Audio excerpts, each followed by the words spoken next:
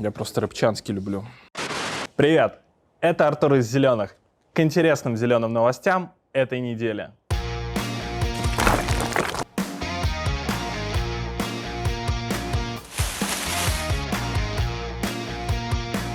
Все видели туман в Москве на этой неделе? Впрочем, не заметить это было сложно. Сообщается, что уровень содержания загрязняющих веществ в воздухе в Москве увеличился на прошлой неделе почти в 2 раза. Сильный туман также вызвал многочисленные жалобы на дым и запах гари в воздухе московского региона. За предыдущие сутки в Подмосковье было зарегистрировано почти 30 термических точек. В основном горели бытовой мусор, порубочные остатки в лесах, а также сухая трава. В районе Новокосино зафиксировано превышение ПДК вредных веществ в воздухе почти в 2 раза. Чуть позднее в Мосэкомониторинге подчеркнули, что это чисто метеорологическое явление, и туман не связан с выбросами транспорта и промышленных предприятий. А в чем, на ваш взгляд, причина тумана? Пишите свои версии в комментариях. В Приморском крае настоящий урожай. Урожай на браконьеров. Вот это поворот! Есть такой национальный парк «Земля леопарда». Он был создан с главной целью – сохранить и восстановить популяцию самой редкой крупной кошки в мире – дальневосточного леопарда. В этом году государственные инспекторы национального парка «Земля леопарда» задержали 80 браконьеров, которые пытались добыть красную рыбу в охраняемых реках. На земле леопарда расположено несколько нерестовых рек – Барабашевка, Пойма, Нарва и другие.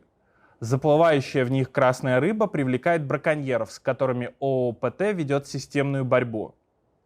Государственные инспекторы круглые сутки проводят интенсивные рейды, задерживая рыбаков с поличным.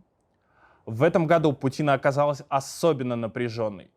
Путина, если вдруг кто не знает, это сезон, в течение которого проводится интенсивный лов рыбы.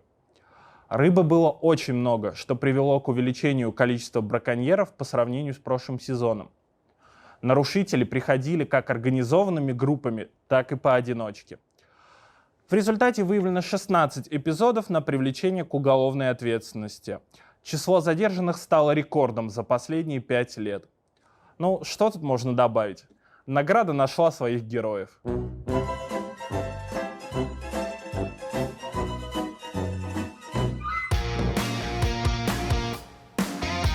Вообще, я когда первый раз увидел эту фотографию, подумал, что так не бывает. Это фотошоп какой-то, наверное. Но это реально так.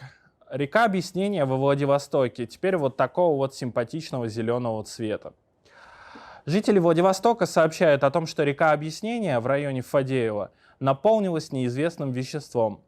Ближе к вечеру, в среду 3 ноября, вода в ней окрасилась в едкий зеленый цвет.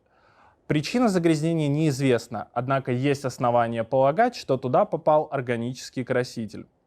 Аналогичные сообщения с фотографиями несколько раз появлялись в соцсетях.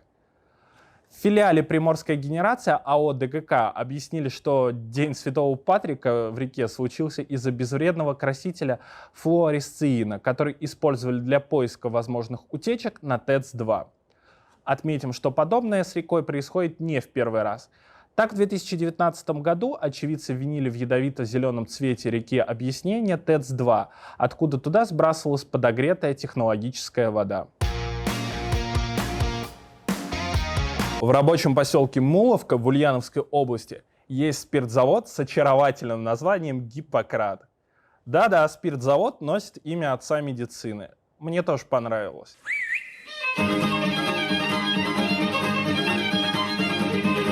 Основной продукт – аптечные настойки, которые некоторые истинные сомелье употребляют как дешевый алкоголь.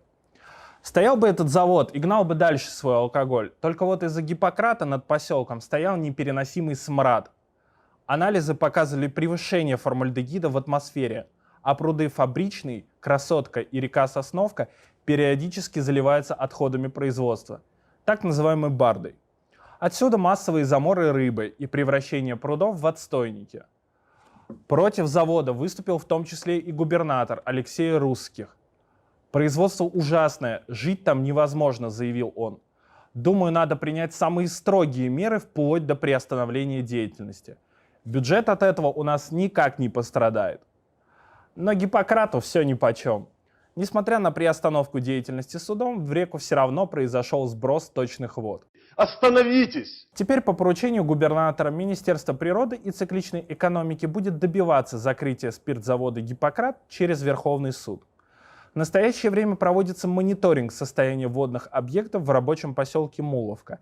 И в случае превышения ПДК вредных веществ Минприроды вновь будет выходить в суд с иском о привлечении виновного лица к ответственности.